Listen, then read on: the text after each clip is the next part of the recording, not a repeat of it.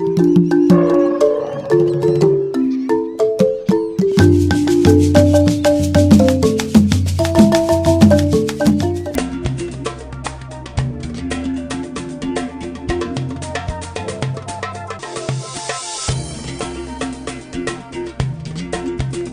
vamos a hacer memoria sobre la vida y la obra de una de las personalidades más queridas de Buenaventura en todos los tiempos.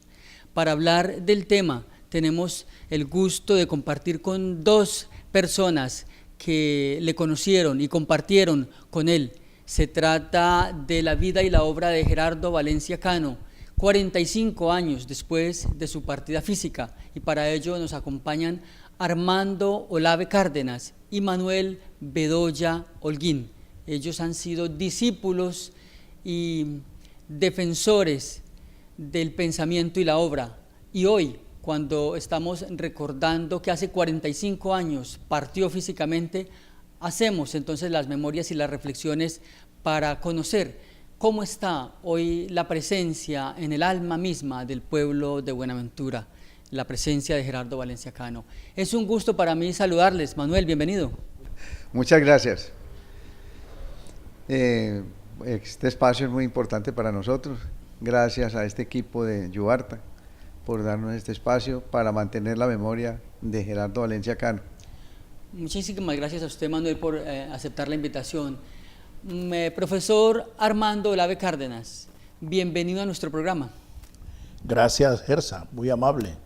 Es para nosotros muy placentero y motivo de mucho compromiso aprovechar esta oportunidad que nos brinda el canal Yubarta para dar a conocer a la comunidad algunos tópicos de la vida y obra de Gerardo Valencia Cano, el hombre más grande que ha pisado esta región en todos los tiempos.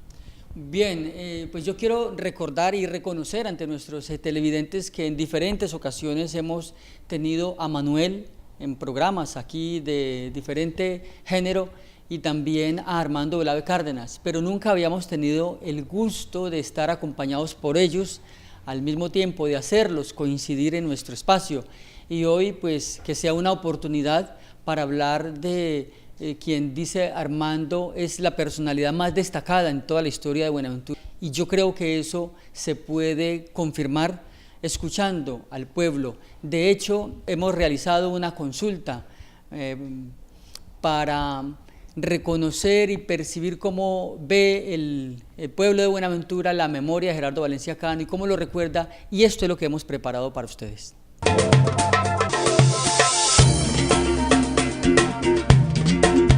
Cada 21 de enero, desde hace ya 45 años, Buenaventura recuerda la partida física de la personalidad más influyente en la historia de la ciudad. Así lo demuestran las obras y las numerosas organizaciones e instituciones que fundó tanto de carácter religioso como en el sector de la educación.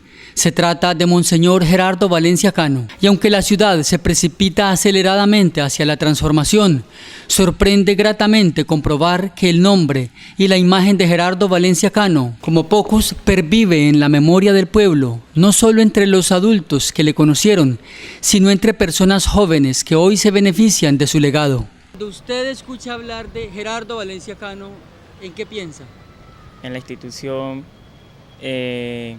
como en el personaje que logró cambios en Buenaventura significativos y educativos, que le dio un colegio industrial a Buenaventura que ha formado muchos líderes y muchas personas, la cual viven de lo que aprendieron ahí, y pues también un poco en desarrollo social. A propósito de recordarse este 21 de enero, un año más de su muerte, consultamos con transeúntes en el centro de la ciudad acerca de Gerardo Valencia Cano, y pudimos comprobar que sin lugar a dudas, la vida y la obra del obispo de los pobres está presente en la memoria del pueblo. Pienso en historia, en educación, en personajes que nos representan aquí en Buenaventura. Fue un obispo de aquí de Buenaventura y recuerdo que mañana está cumpliendo años. Yo pienso en un desarrollo de Buenaventura, porque Gerardo Valencia Cano, a más de ser pues el obispo, era un hombre del pueblo, era una persona que se dedicó a la gente, a servirle a la gente, donde uno tenía una esperanza el ser humano aquí tenía una esperanza, llegó a servir, llegó a meterse en los puentes, en la barriada. Aún era un niño cuando la muerte de Gerardo Valencia Cano. Recuerdo que eso llegó la noticia de que un avión se había accidentado, creo que fue por los lados del Chocó, y fue tristeza porque pues uno mismo sentía, porque esa era una persona que verdaderamente tocaba, llegaba, uno tenía un magnetismo, yo no sé, algo tenía Gerardo Valencia Cano que eso enamoraba. Gerardo Valencia Cano fue un presbítero que se caracterizó por tener una vocación social, ¿no? Era una persona que tenía mucho contacto con la comunidad. Yo me acuerdo que estaba muy pequeño y él tenía un programa radial, ¿no? Y hablaba mucho del prójimo. Era una persona con un gran desprendimiento que siempre estaba al lado de las personas de escasos recursos. Monseñor había llegado a Buenaventura en 1953 y falleció 19 años después, el 21 de enero de 1972, en un accidente aéreo en el que la nave que le transportaba cayó sobre las montañas que marcan límite entre Chocó y Antioquia, de donde era originario. Varios días después, sus restos fueron traídos a Buenaventura, donde reposan desde entonces en la catedral. Por su parte, la Iglesia Católica, en cabeza de su más querido líder, Monseñor Héctor Epalza Quintero, recordó el sábado 21 de enero con una concurrida misa la memoria y la obra del obispo de los pobres, en un acto al que, como es ya costumbre, acudieron numerosos discípulos, hombres y mujeres, que le conocieron y cuya insistencia se impuso, según varios de sus más persistentes seguidores, ante el manto de olvido con el que quisieron borrar, al menos durante algunos años, el nombre de Gerardo Valencia Cano. En el acto religioso, Monseñor se anticipó a anunciar la importancia que tendrá para la Iglesia en Buenaventura la conmemoración de los 100 años del natalicio de Gerardo Valencia Cano, la cual tendrá lugar el 26 de agosto del presente 2017 y para el que la Iglesia prepara, según dio a conocer, una celebración especial en compañía de otras entidades de la ciudad. Contra el paso del tiempo, 45 años después, las obras de Gerardo Valencia Cano permanecen vivas, algunas con inevitables y notorias transformaciones, como el Seminario San Buenaventura, que dejó atrás su vocación original. Aún así, el Instituto Técnico Industrial, entidad que lleva su nombre, y la Normal Juan Ladrilleros, también trastocadas en su idea original, como tantas otras, dan testimonio de su legado. Por eso permanecen e incluso emergen en la ciudad grupos de quienes aman su obra y que se empeñan en mantener vivo su nombre y la vigencia de su pensamiento iluminado, cristianamente amoroso, rebelde, inconforme y creador.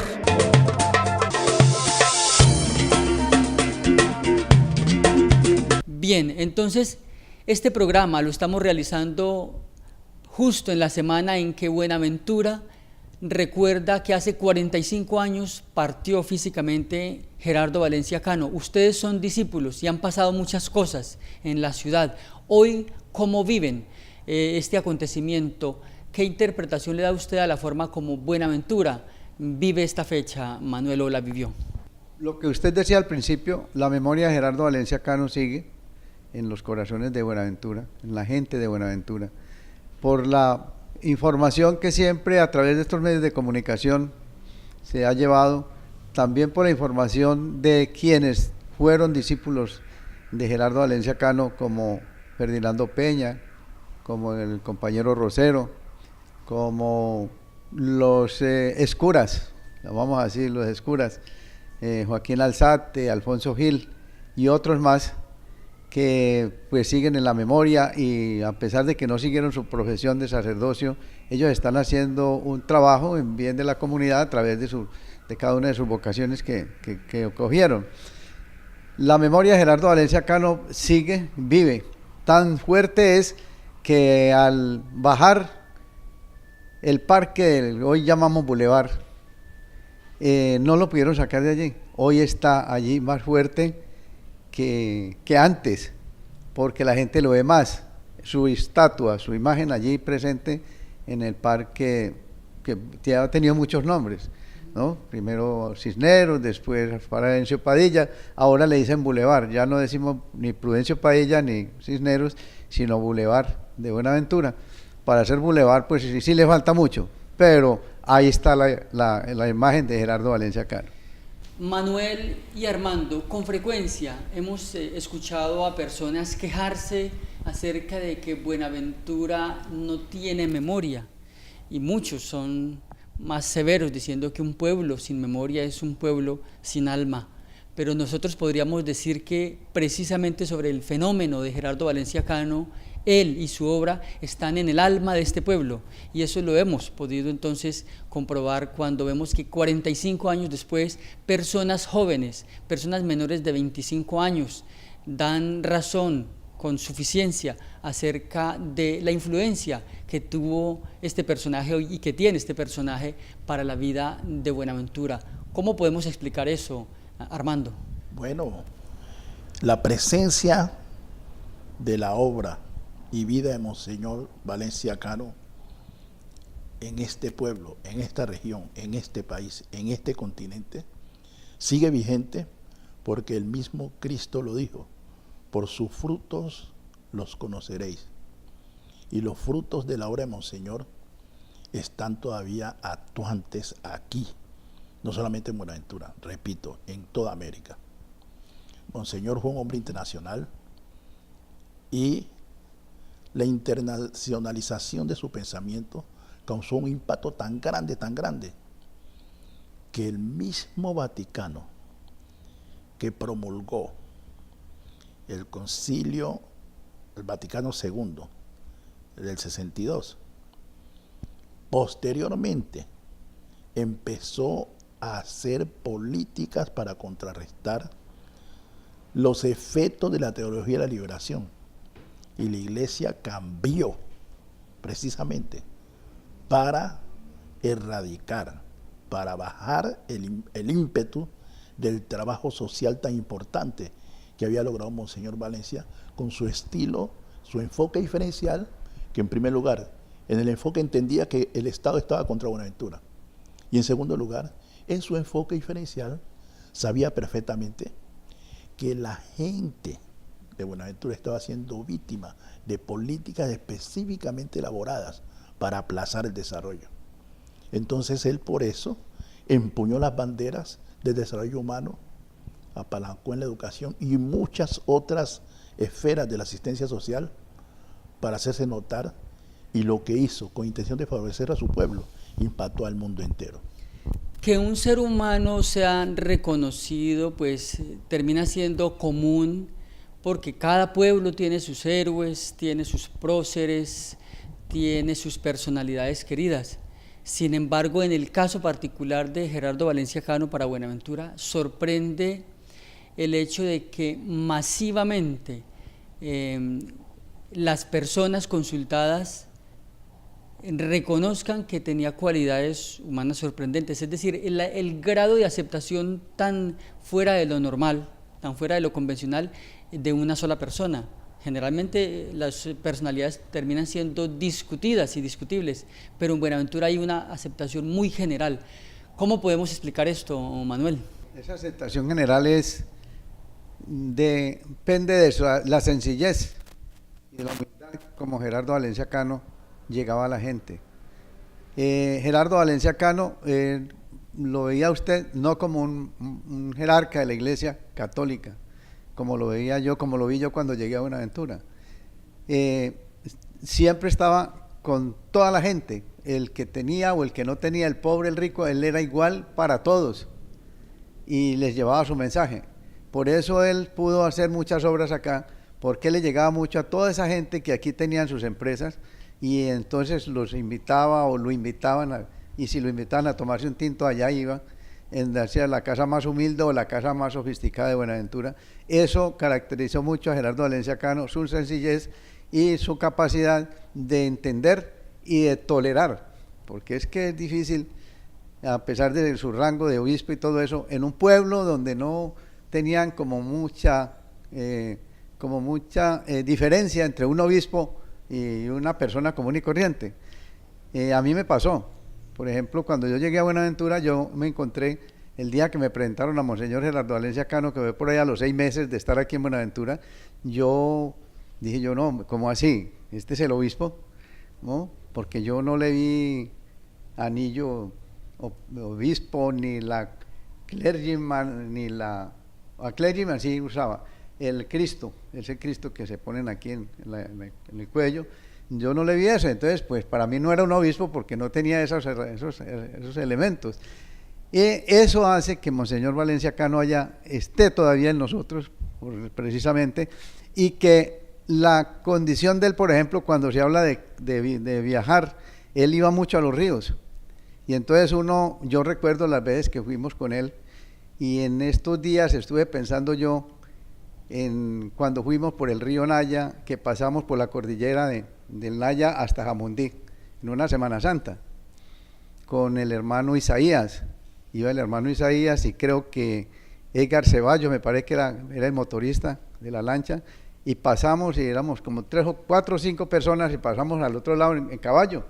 Eso fue brutal para mí porque pues subir de acá por esas trochas y pasar al otro lado como 4 o 5 días de camino que estuvimos esa vez. Entonces el hombre se acomodaba a la necesidad que tuviera la gente en el sitio, y entonces yo recordaba en estos días que viene el presidente Francisco Lande a la cordillera de acá por el lado de Jamundí arriba, a un lugar que se llama Buenos Aires. Creo que va a estar el 23 el presidente de Francia allí, y él recordaba que en ese sitio, en ese tiempo pasamos por allí con Gerardo Valencia Cano. Entonces toda esta parte, dijéramos, de la sencillez y humildad fue lo que hizo que quedara marcado en todos los lugares del Pacífico y en otras partes del mundo, como dice el profesor Olave. Y recuerdo mucho que él se ponía un poco molesto cuando llegábamos a algún lugar y se daban cuenta que él no quería que dijeran que iba el obispo allí, pero alguien lo descubría, y entonces la gente donde llegábamos buscaba lo mejor de la cama, lo que mejor, inclusive la gente se bajaba de su cama para entregársela a él.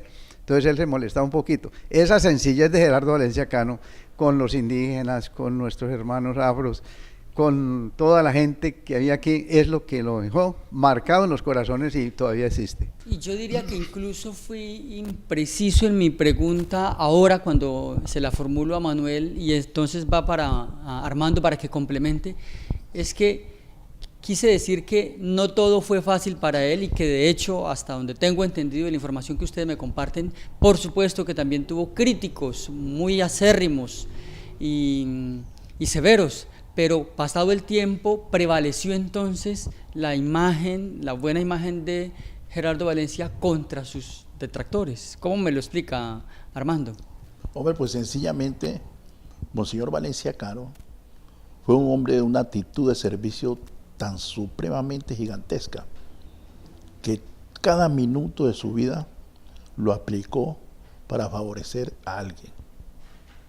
Así fuera en el aspecto espiritual, en el aspecto anímico, en el aspecto físico, en cualquier circunstancia, siempre estaba dispuesto a servir. Entonces mire usted cómo Monseñor, en el Congreso en Bogotá del CELAN, Consejo Latinoamericano Episcopal, empezaron a llegar las delegaciones, y Monseñor, vestido de caqui, conocía a todos los que iban llegando, y a él no lo conocían, y cogía las maletas y corría y ubicaba y ayudaba. Entonces un obispo argentino dijo: ve, hay un menudito por ahí, un paisita menudito, un hombrecito menudito que anda por ahí, muy colaborador, hay que buscar cómo darle una propina. Y Monseñor seguía moviéndose. Cuando se ubicó todo el mundo y aparece Monseñor como el hombre dirigente del evento y se presenta, la gente no sabía para dónde poner la cara. Estaban muertos de el impacto que causó haber sido servidos de esa manera. Una actitud de servicio por su humildad, por el concepto que tenía de su cristianismo y su íntima relación con Dios, que le hacía verse estrictamente como el más pequeño de los seres humanos. Él, en su actitud de lograr que la gente percibiera la existencia de Dios y disfrutara de su misericordia. Entonces, mire usted, esas actitudes les hizo tomar las banderas de la defensa del pueblo, como la misma iglesia estaba en concordato, entonces él, enarbolando las banderas del pueblo, le hacía reclamos al gobierno. Reclamos enérgicos a las instituciones que no estaban cumpliendo. Y entonces la gente veía en esa vehemencia una rebeldía sin causa. Lo tildaron de obispo rojo, porque tenía el compromiso cristiano de atender todas las áreas y circunstancias de la vida del ser humano. Veía a Cristo en el hermano. Él nos enseñó a ver a Dios en nuestros hermanos. Esa es la dirección correcta del cristianismo, porque cuando uno se cree mejor que el otro o se cree superior, se aparta de la posibilidad de entender a Dios. Entonces, su estilo de percepción del mundo y su compromiso con el beneficio de la comunidad le causó el odio de quienes pretendían dividir en sectores para reinar y estar con su política y su filosofía intacta para sacar ventajas de los demás, que era lo que él más odiaba. Por el tamaño de las obras físicas, por las escuelas, por la manera como impactó a la gente y a Buenaventura con sus instituciones educativas, las que fundó, uno podría decir que ya es digno de recordarse, pero quienes se han fijado en la obra de Gerardo Valencia Cano insisten en que el pensamiento de él sigue teniendo vigencia en esta Buenaventura de hoy. ¿Cuál es su percepción acerca de ese tema, Manuel, y por qué, de ser cierto esto, cómo lo podríamos explicar? Apreciación está basado en la Rerum Novarum, como decía el profesor ahora, que es las cosas nuevas del Concilio Vaticano II, y Gerardo Valencia Cano, pues en su vivir, en su manera de ser, siempre guardó toda esa disciplina de la iglesia, siempre guardó la parte de Dios, de Cristo. Yo recuerdo tanto cuando él llegó del Concilio Vaticano II, que la idea era de mantener la humildad de Jesucristo, y era la cuestión de sacar algunas cosas de la iglesia como imágenes. Y Monseñor, hubo algunas cuestiones como las de decir que había que cambiar el idioma en la misa. Es decir, nosotros cantábamos la misa en latín, y él dijo, ahora en adelante la misa será en español. Para nosotros fue muy duro, entonces, porque éramos en latín, y era latín, y había un señor, Rafael Montoya, que era el corista de la catedral, yo era el corista de Pueblo Nuevo, y nos pusimos y le hicimos una huelga, Monseñor, de 8 días, no cantar en la misa, no cantar las misas en la iglesia, porque nos las obligaban en español. Al final, él marcó tanto esa cuestión de mantener esa obediencia que le dio el concilio, ¿no?, que nos reemplazó la misa por la misa folclórica. Y entonces ahí es donde él llama a Teófilo Roberto Potes, y llama también a las mujeres de las coristas que habían unos coros de mujeres muy buenos, entonces para que ellas aprendieran. Entonces todo esto fue muy difícil para nosotros, pero era era lo que había que hacer para un avance del pueblo en esta parte, especialmente en el Pacífico colombiano, para irlo sacando como de ese letargo, de esa historia que ya había pasado, pero que ahora era una cosa nueva. O sea que Gerardo Valencia Cano mantenía su espíritu en la gente, y para hacer un cambio en todas las cuestiones que se daban en el mundo, y especialmente lo que empezaba a darse en Buenaventura, que eran esos cambios que eran impuestos que venían siendo,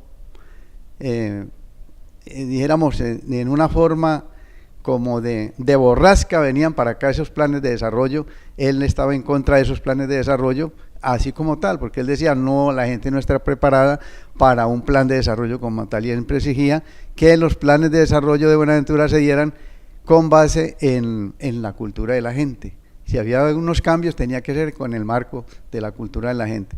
Por eso él recurría mucho a esas personas que tenían esa misma idea de cambio, como era Margarita Hurtado, que Margarita Hurtado no sabía leer y escribir, pero era una extraordinaria compositora.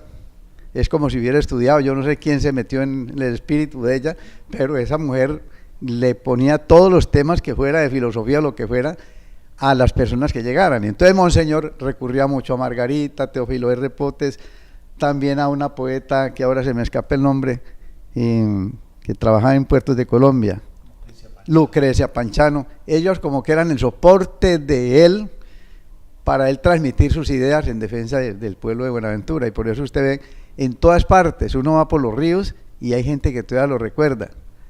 Uno va aquí en Buenaventura, hay muchas personas ya como la edad mía o más edad que lo recuerdan mucho y que son analfabetas, pero recuerdan esa filosofía y le hablan a uno como si esa gente hubiera estudiado muchos temas de filosofía y otras cuestiones. Para nosotros, Gerardo Valencia Cano nunca se borrará, porque está en esas obras que usted nombró ahora. Los indígenas, por ejemplo, ya la parte de la misión de indígenas del San Juan, la parte, dijéramos, de las obras que existen todavía y que no ha habido, es decir, en todo este tiempo, ni el gobierno local, ni el gobierno nacional, ni regional han podido superar las infraestructuras que Gerardo Valencia Cano que hizo en ese tiempo en bien de la educación de este 45 años después. Sí, señor. Armando, y nos acaba precisamente de recordar, Manuel, algunas personas que conocieron de cerca a Gerardo Valencia Cano, y hay, por supuesto, en la ciudad una buena cantidad de ellos. Sería bueno mencionarlos aquí en este programa, de modo tal que quienes vean el programa y estén interesados puedan conspirar en el buen sentido de la palabra para juntar a esas personas o animarles a reunir documentos y memorias, cualquiera que sean, formas documentales que tengan sobre el aporte de Gerardo Valencia Cano, y esto sin lugar a dudas podría contribuir a consolidar más ese legado que él ha dejado en la ciudad de Buenaventura. Sí, nosotros tuvimos la fortuna de ser partícipes del trabajo de Valencia Cano, un trabajo enaltecedor, un trabajo donde nunca uno sintió un peso sobre los hombros ni carga alguna, porque él nos proyectaba. Y para nosotros, fuera de la iglesia, hizo en Buenaventura lo que se llamó la Casa de la Juventud. La Casa de la Juventud se reunía en el Club Estela Maris, al frente donde está ahora el Coliseo, por allí por donde está Cosmos, todas esas cosas. Nosotros allí recibíamos clases de liderazgo social, hacíamos programas culturales para destacar las cualidades de la gente y así mismo ir aprovechando su talento en cualquier misión que él nos otorgaba. Monseñor fue muy hábil. El reconocimiento de su obra fue tan auténtico y de tan amplio espectro, porque él no se presentaba como protagonista. Él endilgaba el protagonismo a todas las personas que estaban con él para que fueran masificando la obra. Entonces él no era el centro. Él expandía el radio de acción en toda la gente que tenía algo por hacer, porque él decía, nadie puede ser reemplazado en su misión.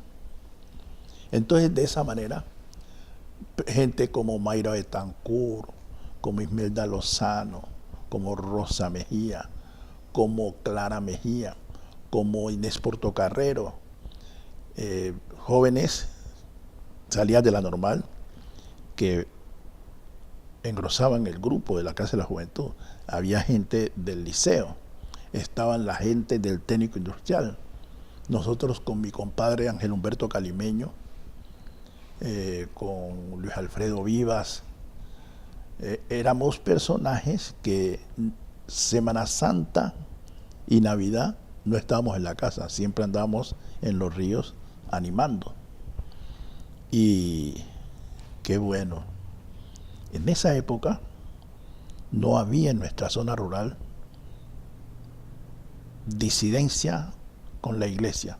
Todo el mundo pertenecía a la Iglesia Católica. Hoy se han cambiado los papeles. No hay la suficiente atención a la población y eso hace que tengamos un referente claro de la diferencia, del entusiasmo, la fuerza, el arraigo, del compromiso con Cristo de Monseñor Valencia, porque estaba en todas partes, a través de la gente. Entonces mire usted cómo hace un gran maestro. Un gran maestro no concentra la atención en sí mismo, ni el protagonismo lo ubica exclusivamente en su persona. Él va diseminando acciones y estrategias operativas en la gente para que sea el mismo pueblo que se empodere y a partir del mismo pueblo se realicen las cosas. Hoy es difícil, porque hoy con la competitividad, el de al lado no es mi hermano, es mi contendor. Entonces yo tengo que darle con el codo para llegar primero, porque si no, no clasifico. Esa no era la filosofía. Y esa no es la filosofía que nos conviene a nosotros.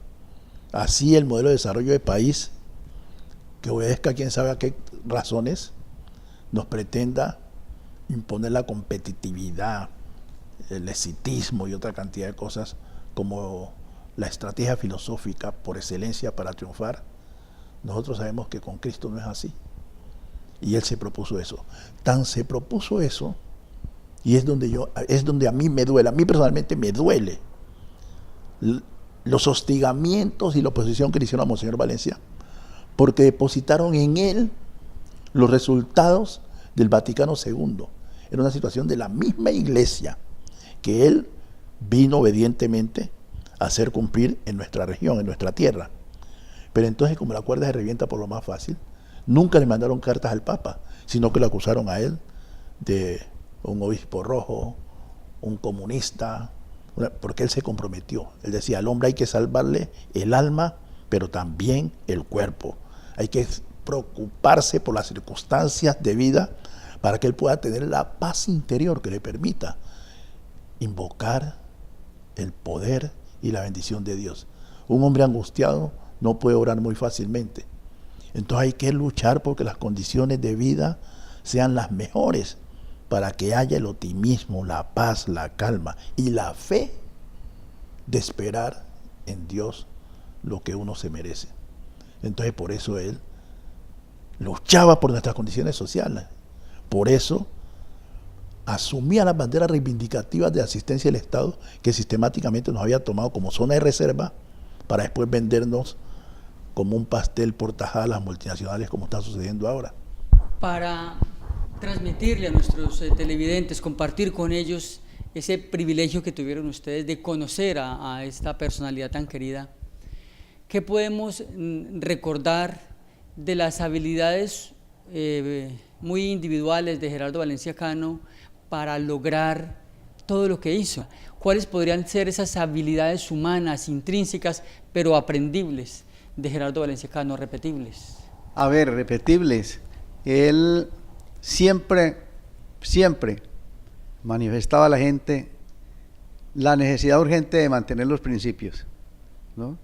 Los valores, la cultura, los conocimientos, las cosas que usamos el día a día, lo que nos ofrece la naturaleza. Entonces, cosas así que se vean de Gerardo Valencia Cano todavía, es decir, en nosotros, en nuestras personas, o en el pueblo, o que el pueblo lo pueda ver. Yo pongo un ejemplo, los pescadores artesanales, ¿no? Él decía, los pescadores artesanales, es decir, hablamos de la pesca, decía, hablamos de la pesca, pero no hablamos del pescador, ¿entendés? Entonces, esas charlas con él y con el padre Gil, de ese tiempo, estamos hablando de hace más de 50 años, esas charlas con él entonces nos dio la idea a nosotros de ir creando, organizar la gente en organizaciones. Claro que la gente está organizada en sus caseríos y todo eso, la gente está organizada, pero había necesidad de aprovechar los recursos, de ampliarlos, y como venía el plan de desarrollo y todo esto, había necesidad de organizar la gente para competir, si hablamos ahora en competitividad. Entonces, Los pescadores artesanales están en la memoria de Gerardo Valencia Cano cuando se crea la primera cooperativa de pescadores artesanales del Pacífico en el Muro Yusti, al frente de la iglesia. El Muro Yusti no había edificios, ¿no? Era un tablado y la gente traía comida del campo, arroz y etcétera. Eso ya no se da, ahora llevamos de aquí para allá huevos, etcétera. Las cosas se han cambiado. Pero de Gerardo Valencia Cano, que esté en nosotros y en la gente, es esa memoria de la defensa del hombre, especialmente del pescador que era analfabeta, en un 100% en todo el Pacífico colombiano.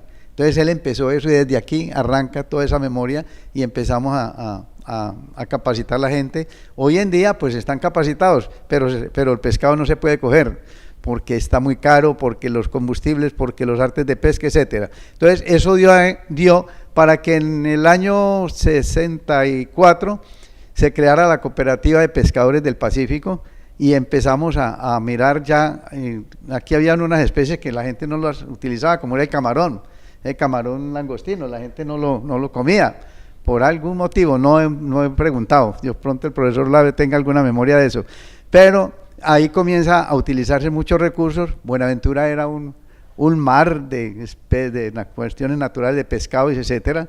Aquí se alimentaba la gente de la orilla de la marea, hoy no. Nos da mucha angustia a los que recordamos ese tiempo, porque ya hoy no cogemos ni un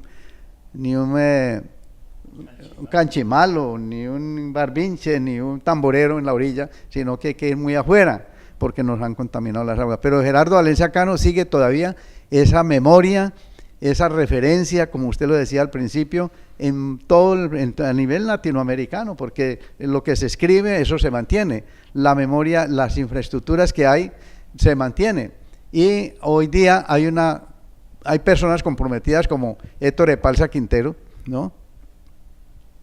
Que pues el objetivo de él principalmente es defender esos principios de Gerardo Valencia Cano y esa doctrina de Gerardo Valencia Cano. Pues hoy día tenemos una ayuda muy fuerte del señor obispo Héctor Epalza Quintero, que se transmite a ese espíritu de Gerardo Valencia Cano, y es la defensa de Buenaventura por el derecho al agua, por el derecho a la educación y la salud. O sea que todo eso es Gerardo Valencia Cano, que nos trae desde allá, y nosotros somos una referencia, podemos decirlo así. Y la misma pregunta para Armando, ¿cuáles son esas habilidades humanas que tenía Gerardo Valencia Cano para poder atender la organización de los jóvenes, la educación de las mujeres, el liderazgo espiritual, la formación, y al mismo tiempo mantener comunicación en el orden nacional e internacional con sus pares, preocuparse por asuntos más universales? ¿Cómo se hace eso, Armando? ¿Cómo lo hacía él? Mire, Gersa, el problema es estrictamente de percepción organizativa y paradigmática. Nosotros hoy, desde esta realidad, no podemos vivir sin el celular, pero en esa época que el celular no existía, habrían otras dinámicas de comunicación en las que jugaba incluso un papel muy importante en nuestra memoria. Yo me acuerdo una vez en un recodo de Río Anchicayá, que vi a un hombre parar su pie en el borde de la canoa para recibir una razón de otro que estaba en un rancho arriba.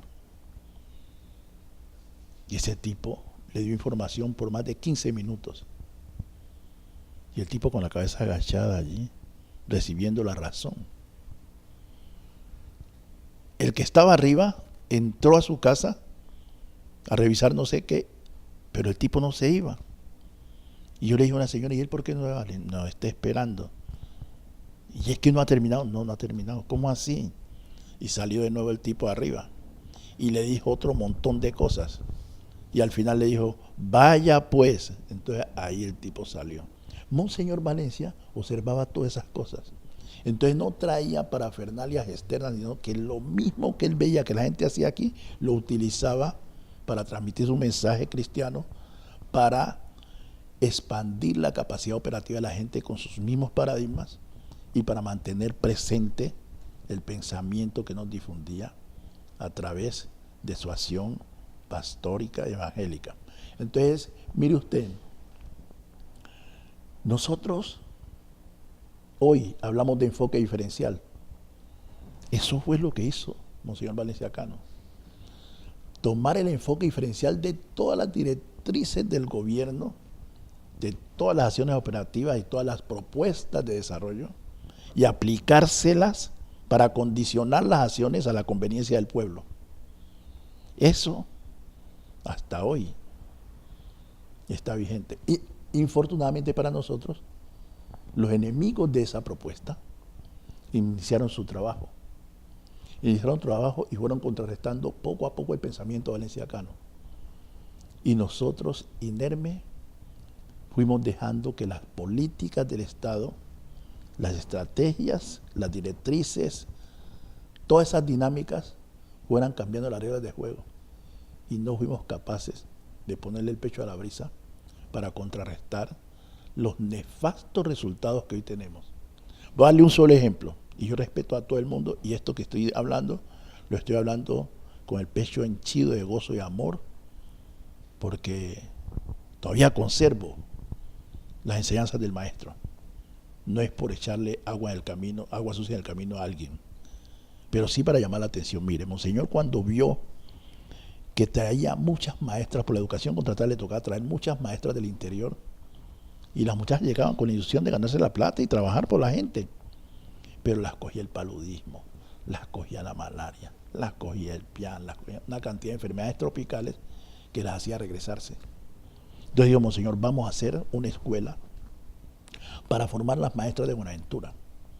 Una escuela donde la maestra no le tenga miedo al mar, sepa manejar la canoa, aprenda a curar ojo, quiera al niño negro, se goce de la región en todos sus aspectos, sin tener traumatismos de salud ni quebrantos por el recuerdo de su región o su tierra, sus familiares. La escuela la vamos a hacer aquí. Vamos a hacer una escuela para que la maestra sea aquí y no nos falte nunca maestros acá. Hizo la escuela normal y empezó a funcionar. Las niñas de 6º grado de normal salían a trabajar porque tenían un doble papel: capacitar a la maestra y cumplir una función social en la comunidad, porque el salario de esa maestra joven servía para ayudar a levantar a sus hermanos menores. Era un acceso al ingreso de las familias humildes que no tenían opciones. Hoy, la normal ya es académica, no es bachillerato pedagógico, por el cumplimiento de las directrices del Estado, que no recibieron cuestionamiento alguno, porque el Estado lanza sus normas, pero si el pueblo la interpreta, la analiza y la compara con la conveniencia de la sociedad local, hace propuestas de abajo para arriba, pidiendo cambios que el Estado siempre acepta. El impacto que tiene eso. La intención de Monseñor era que la gente pobre accediera al empleo de maestro con todas las características adaptables a la región, por su idiosincrasia, por su capacidad física, por su posibilidad de resistencia a las endemias y epidemias que se van acá. Pero, mire usted lo que pasa. Lo principal era que la gente pobre no tuviera que pagar y pudiera derivar ingresos para el sustento de la familia. Hoy, si la niña o el niño quiere ser maestro, entra a bachillerato académico en la normal. Y para ser maestro tiene que entrar al técnico pedagógico 12 y 13, donde hay personas que tienen que pagar hasta 1.200.000. Entonces ya para ser maestro ya no le basta con el bachillerato. Tiene que hacer un esfuerzo económico tan importante como el que hace en cualquier universidad. Y ese ya es una traba para el pensamiento social de Valencia Cano. Ahora, lo que es peor, los niños y niñas que están en el bachillerato ya no quieren ser maestros, porque como son bachilleres académicos, su opción, y las universidades vienen y se meten allá. Pero además, profesor, con el antecedente que se ha consolidado en los últimos 10 años con el tema de la gratuidad, donde los estudiantes ven a los pobres profesores pasar penurias, inestabilidad laboral, demora en los pagos, ¿qué estudiante con este modelo, con esa referencia, va a romperse su cuero para decir que que quiere ser maestro. Ya no hay esa motivación. O usted que me dice, Manuel, que fue maestro toda una vida también y que también ha sufrido esas condiciones. Sí, señor, es muy difícil ya, es decir, yo pongo la comparación con los pescadores artesanales.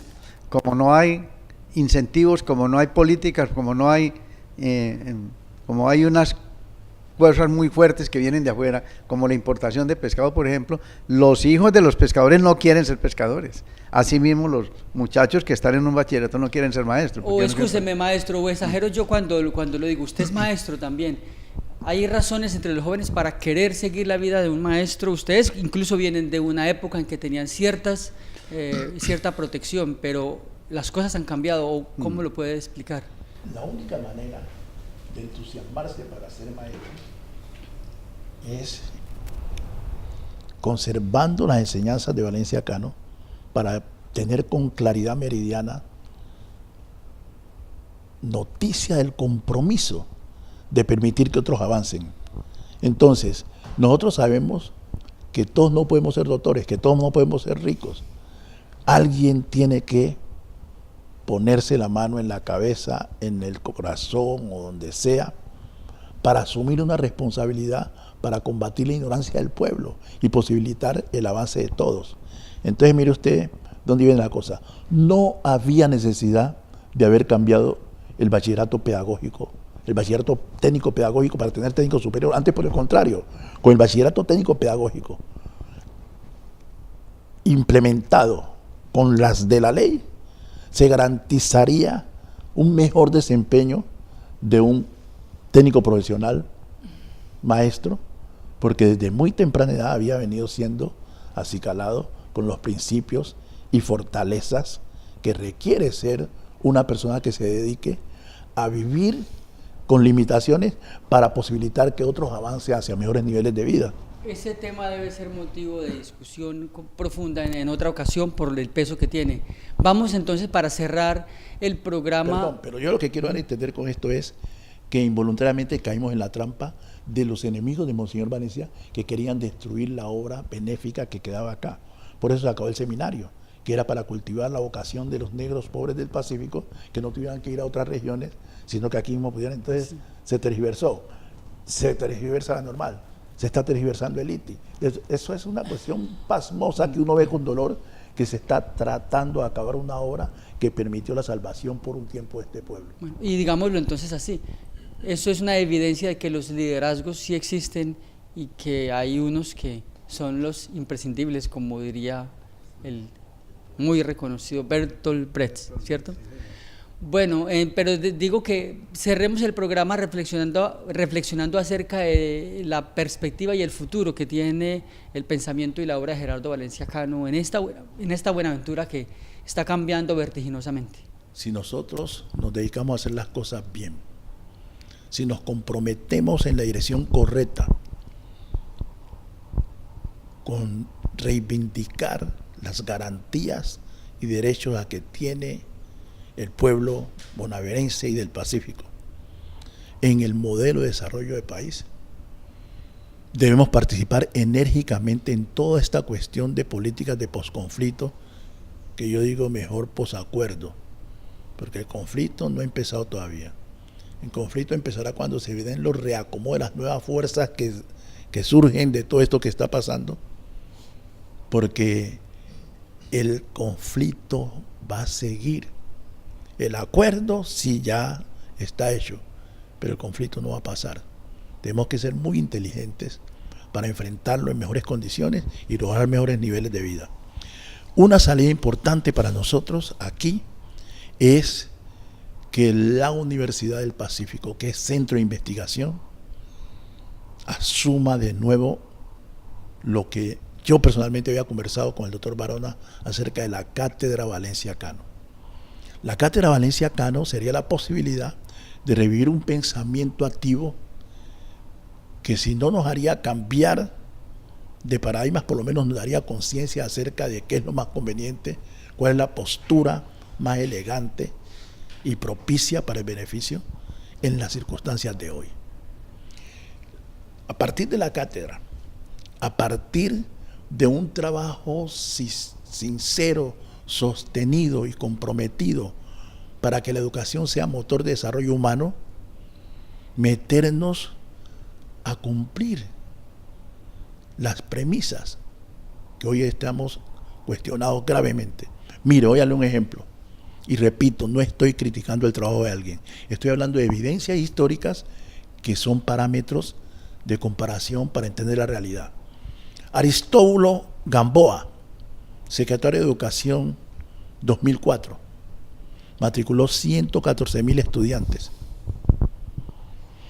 Posteriormente, Irmayane Alomía matriculó 94.000 estudiantes.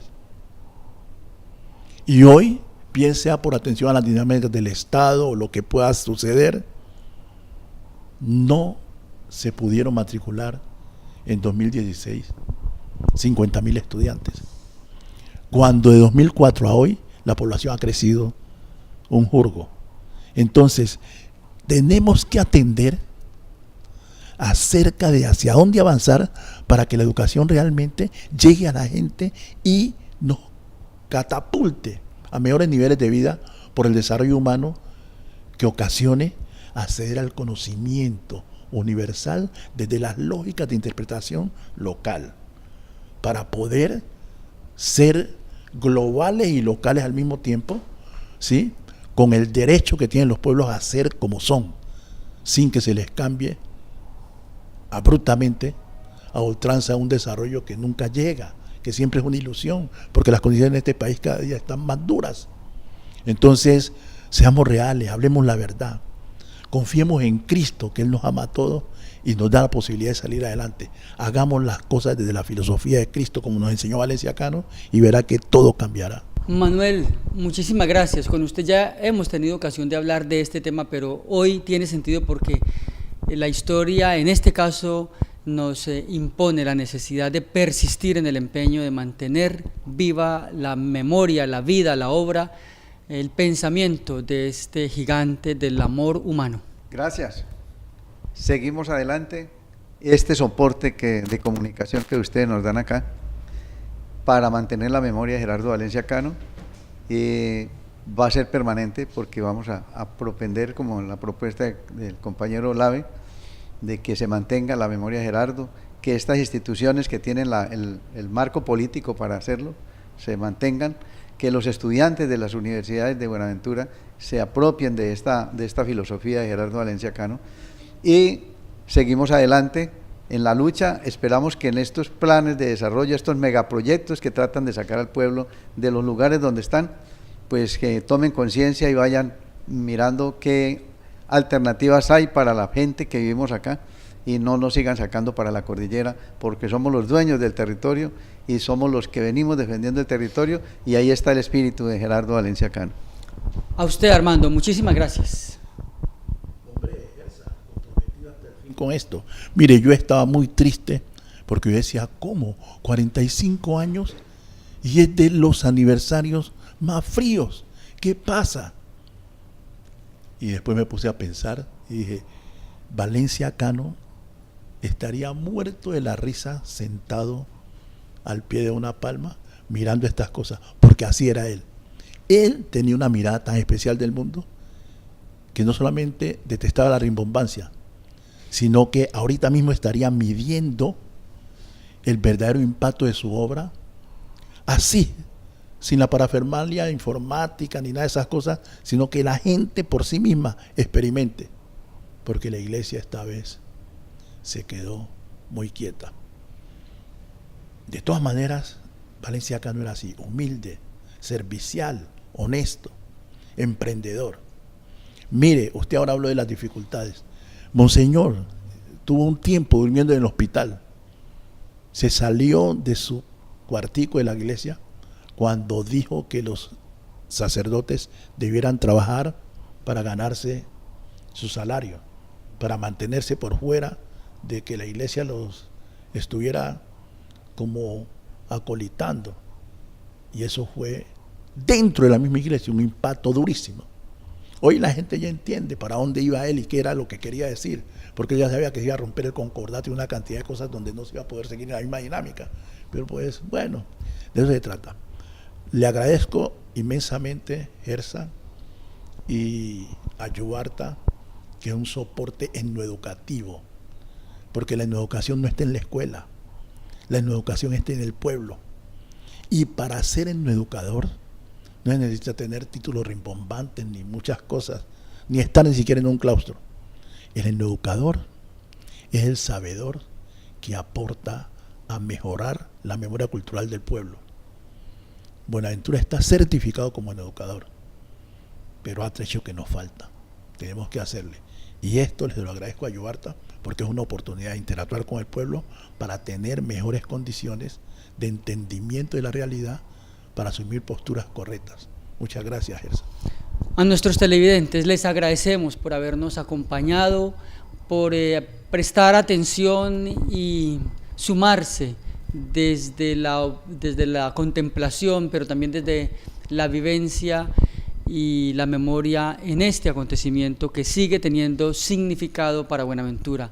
El fenómeno humano, su aporte vital de Gerardo Valencia Cano al desarrollo y a la historia de Buenaventura. Muchas gracias y nos vemos en nuestro próximo programa.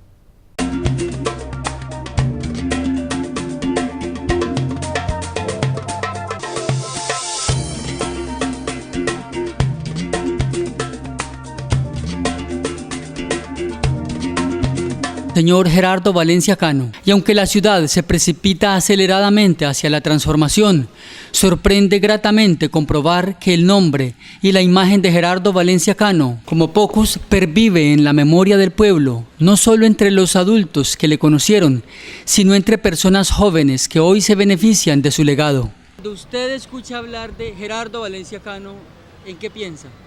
En la institución, como en el personaje que logró cambios en Buenaventura significativos y educativos, que le dio un colegio industrial a Buenaventura que ha formado muchos líderes y muchas personas, la cual viven de lo que aprendieron ahí, y pues también un poco en desarrollo social. A propósito de recordarse este 21 de enero, un año más de su muerte, consultamos con transeúntes en el centro de la ciudad acerca de Gerardo Valencia Cano, y pudimos comprobar que sin lugar a dudas, la vida y la obra del obispo de los pobres está presente en la memoria del pueblo. Pienso en historia, en educación, en personajes que nos representan aquí en Buenaventura. Fue un obispo de aquí de Buenaventura y recuerdo que mañana está cumpliendo años. Yo pienso en un desarrollo de Buenaventura, porque Gerardo Valencia Cano, a más de ser pues el obispo, era un hombre del pueblo, era una persona que se dedicó a la gente, a servirle a la gente, donde uno tenía una esperanza, el ser humano aquí tenía una esperanza, llegó a servir.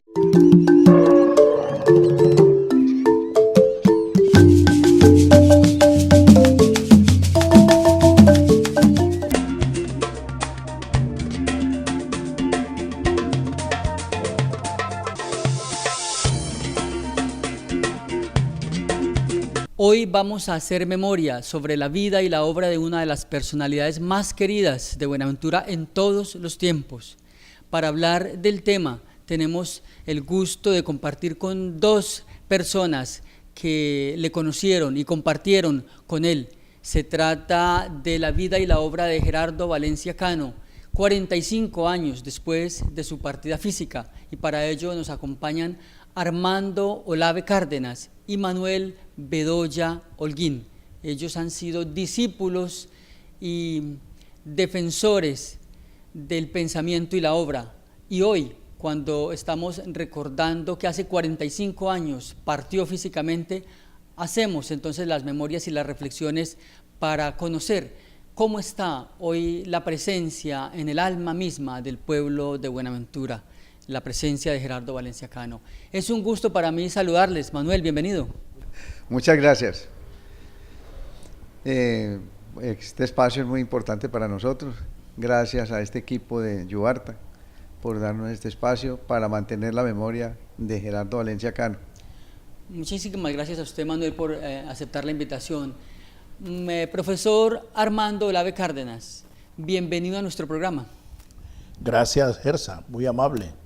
Es para nosotros muy placentero y motivo de mucho compromiso aprovechar esta oportunidad que nos brinda el canal Yubarta para dar a conocer a la comunidad algunos tópicos de la vida y obra de Gerardo Valencia Cano, el hombre más grande que ha pisado esta región en todos los tiempos.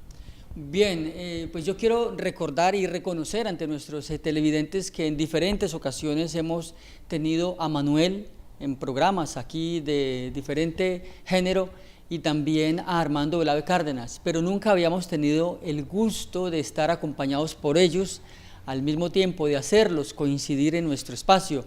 Y hoy pues que sea una oportunidad para hablar de quien dice Armando es la personalidad más destacada en toda la historia de Buenaventura. Y yo creo que eso se puede confirmar escuchando al pueblo. De hecho, hemos realizado una consulta para reconocer y percibir cómo ve el pueblo de Buenaventura la memoria de Gerardo Valencia Cano y cómo lo recuerda, y esto es lo que hemos preparado para ustedes.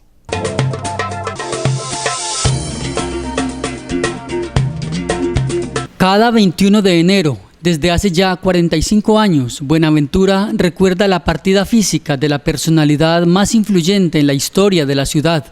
Así lo demuestran las obras y las numerosas organizaciones e instituciones que fundó tanto de carácter religioso como en el sector de la educación. Se trata de varios de sus más persistentes seguidores ante el manto de olvido con el que quisieron borrar, al menos durante algunos años, el nombre de Gerardo Valencia Cano. En el acto religioso, Monseñor se anticipó a anunciar la importancia que tendrá para la Iglesia en Buenaventura la conmemoración de los 100 años del natalicio de Gerardo Valencia Cano, la cual tendrá lugar el 26 de agosto del presente 2017 y para el que la Iglesia prepara, según dio a conocer, una celebración especial en compañía de otras entidades de la ciudad. Contra el paso del tiempo, 45 años después, las obras de Gerardo Valencia Cano permanecen vivas, algunas con inevitables y notorias transformaciones, como el Seminario San Buenaventura, que dejó atrás su vocación original. Aún así, el Instituto Técnico Industrial, entidad que lleva su nombre, y la Normal Juan Ladrilleros, también trastocadas en su idea original, como tantas otras, dan testimonio de su legado. Por eso permanecen e incluso emergen en la ciudad grupos de quienes aman su obra y que se empeñan en mantener vivo su nombre y la vigencia de su pensamiento iluminado, cristianamente amoroso, rebelde, inconforme y creador.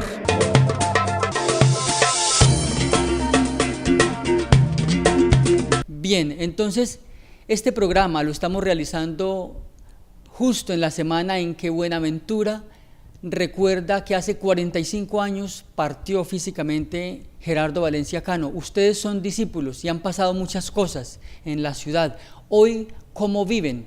Llegó a meterse en los puentes, en la barriada. Aún era un niño cuando la muerte de Gerardo Valencia Cano. Recuerdo que eso llegó la noticia de que un avión se había accidentado, creo que fue por los lados del Chocó, y fue tristeza porque pues uno mismo sentía, porque esa era una persona que verdaderamente tocaba, llegaba, uno tenía un magnetismo, yo no sé, algo tenía Gerardo Valencia Cano que eso enamoraba. Gerardo Valencia Cano fue un presbítero que se caracterizó por tener una vocación social, ¿no? Era una persona que tenía mucho contacto con la comunidad. Yo me acuerdo que estaba muy pequeño y él tenía un programa radial, ¿no? Y hablaba mucho del prójimo. Era una persona con un gran desprendimiento que siempre estaba al lado de las personas de escasos recursos. Monseñor había llegado a Buenaventura en 1953 y falleció 19 años después, el 21 de enero de 1972, en un accidente aéreo en el que la nave que le transportaba cayó sobre las montañas que marcan límite entre Chocó y Antioquia, de donde era originario. Varios días después, sus restos fueron traídos a Buenaventura, donde reposan desde entonces en la catedral. Por su parte, la Iglesia Católica, en cabeza de su más querido líder, Monseñor Héctor Epalza Quintero, recordó el sábado 21 de enero con una concurrida misa la memoria y la obra del obispo de los pobres, en un acto al que, como es ya costumbre, acudieron numerosos discípulos, hombres y mujeres, que le conocieron y cuya insistencia se impuso, según